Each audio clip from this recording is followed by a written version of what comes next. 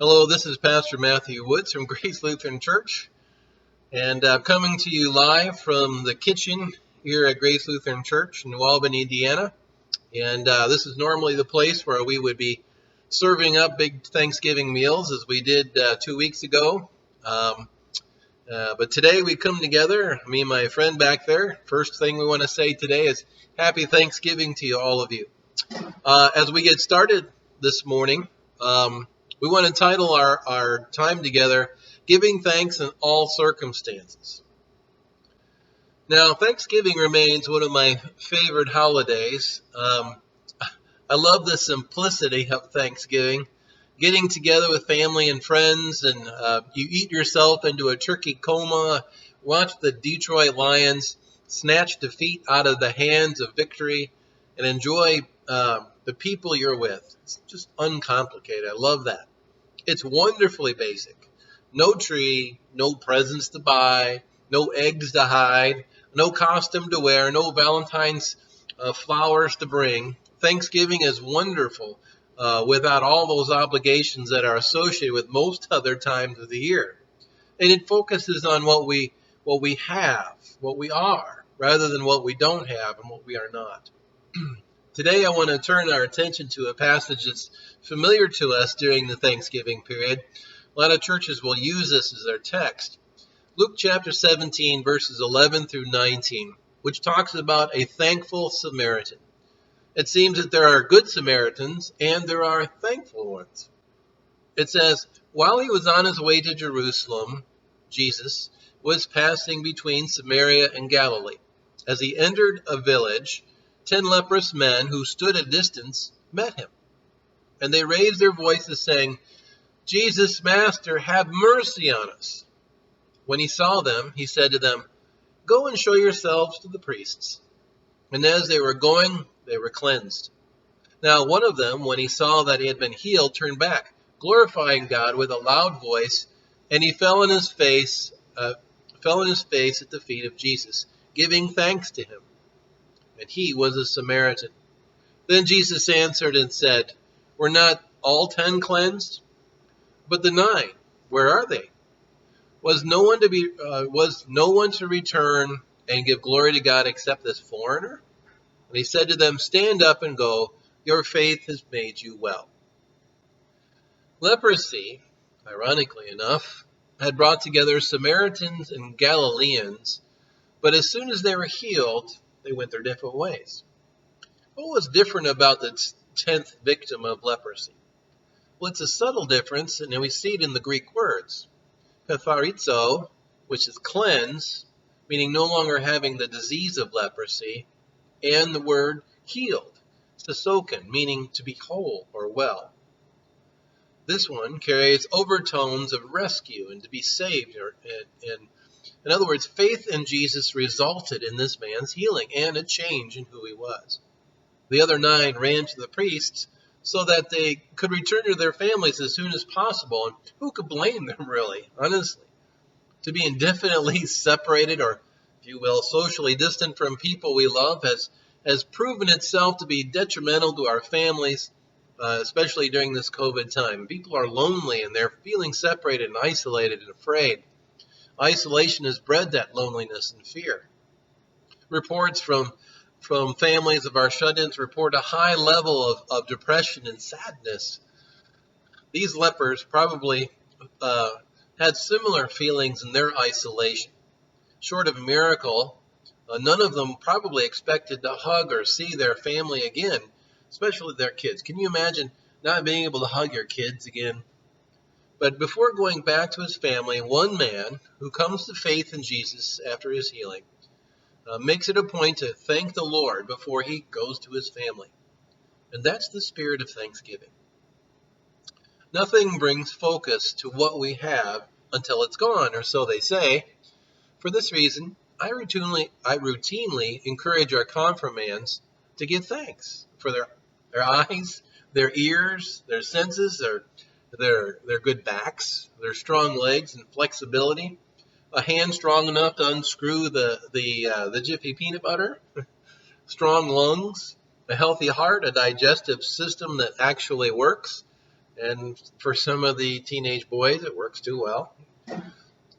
But I think about my first hospital call when I started in the ministry to a 17-year-old girl with leukemia.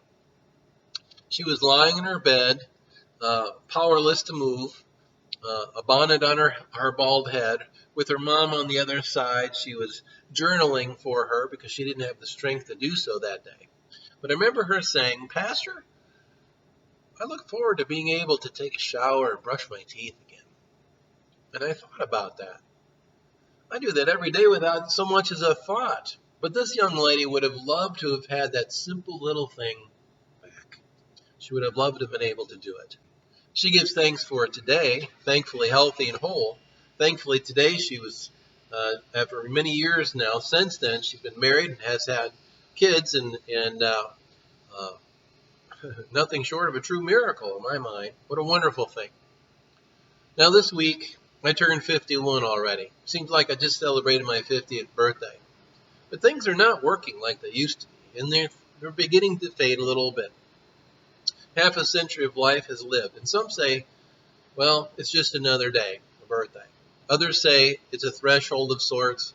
Well, AARP magically finds you where you are and stalks you with invitations to join their old people's club. Jokes are made about going over the hill. Doctors boldly go where no one should be going anyway, in the torture chamber that any other person would probably be doing serious jail time for. And they use strange tools that would otherwise be outlawed in the Geneva Convention, that's for a fact. Others who've crossed this threshold, if you will, speak about it with a certain smile on their face, a sinister smile, I should add. They say that I get to look forward to all kinds of new things, new prescriptions and wondrous side effects, aches and pains, and along with specialists whose names I can't pronounce, and so on. Many are the woes of aging and the humiliation that whittles our bodies and the dignity and our strength away for far too many. And time after 50, they say, goes much faster, too. Someone once said getting older is like a roll of toilet paper. The closer you get to the end, the faster it unwinds. It is a time of forgetting things and life getting faster than one can keep up with. It already feels that way. On the day that I turned 50, though, in fact, the day that I turned 51, I still find myself grateful. I'm glad that my youth didn't kill me or overrun me with stupidity. I'm grateful for just how far I've come in life and how rich my life feels. I'm grateful for Tricia, and I'm grateful for my boys becoming fine, hardworking young men, and for their safety and well-being. I'm grateful that this year I now have two wonderful daughter-in-laws that I'm proud to say are part of our family. I'm grateful for this congregation, the people I work with, and the many I've known over the years, many I miss terribly. The biggest lesson at 51 was that I'm learning better to savor the moments that I have because they go away so fast. And I would encourage you to do the same. Enjoy what you have. When you start listing your blessings, you'll find you already have a lot. This year, even the little things that were once taken for granted are worth noticing, right? Like toilet paper. Anybody? For the leper that thanked Jesus, I will bet that he took stock of every detail of his life when he was separated because of that leprosy. And if I was in his shoes, I would thank the Lord, the good Lord, for my life. And I would make it a point never to waste another moment complaining about what I didn't have. Because it can get worse, but it can also get better. That's the beauty of Thanksgiving. Giving thanks is the greatest antidote to complaining, envy, or discontentment. Philippians 4:11 through 13 says, Paul writes this. He says, I have learned to be content whatever the circumstances. I know what it is to be in need, and I know what it is to have plenty. I have learned the secret of being content in any and every situation, whether well fed or hungry, whether living in plenty or in want. I can do all things through him who gives me strength. What Paul realizes is how much he has in any and every situation, well fed or hungry, plenty or want. He has been healed in Jesus. He's been made whole in Jesus.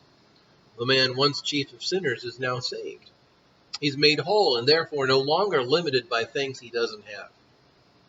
He has what is needed most, and so do we. And we will do well to start with that. So let us say happy Thanksgiving this week. Let us give thanks in all the circumstances that we face, that our God has given us Jesus. Let us give thanks for the family we love, the car that gets us places, the home that keeps us warm, the table that keeps us fed, and for the humble basics of our lives that are so often so subtle, they get overlooked most of the time. Hug your kids, take a breath, enjoy, and give thanks. So just a couple things before we wrap up today. As you know, our Advent services are coming up soon, and we've based this year's Advent theme on Micah 6:8. Act justly, love mercy, and walk humbly before the Lord.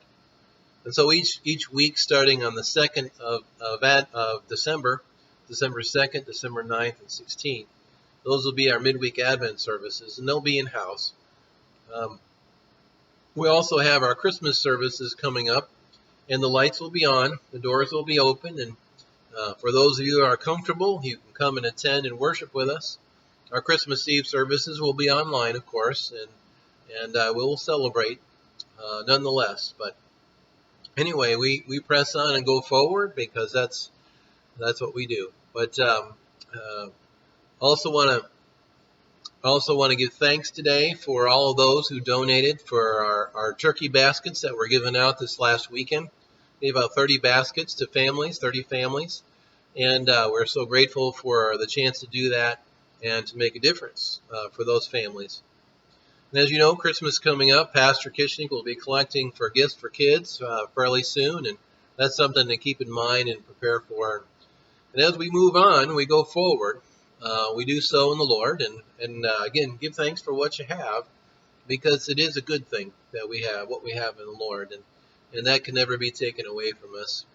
And so the Lord bless you and keep you. The Lord make his face shine on you and be gracious to you. The Lord look upon you with his favor and give you peace in Jesus. I'm Pastor Woods. My friend back there is the turkey, and thanks for joining us today. Again, happy Thanksgiving. We'll see you soon. Bye-bye.